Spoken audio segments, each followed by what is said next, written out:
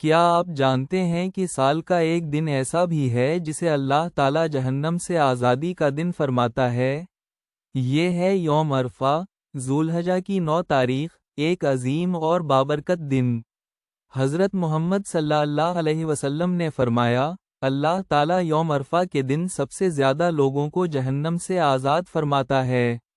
صحیح مسلم۔ یہ وہ دن ہے جب لاکھوں حاجی میدان عرفات میں کھڑے ہو کر اللہ سے دعائیں مانگتے ہیں۔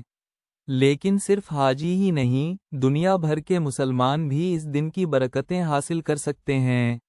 نبی کریم صلی اللہ علیہ وسلم نے یوم عرفہ کے روزے کے بارے میں فرمایا، مجھے اللہ سے امید ہے کہ یوم عرفہ کا روزہ گزشتہ ایک سال اور آنے والے ایک سال کے گناہوں کا کفارہ بن جاتا ہے۔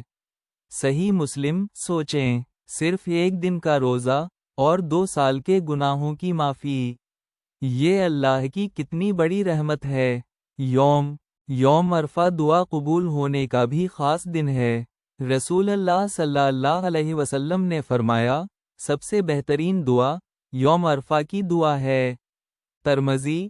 اس دن زیادہ سے زیادہ استغفار کریں، درود شریف پڑھیں، قرآن کی تلاوت کریں اور دل سے دعا مانگیں۔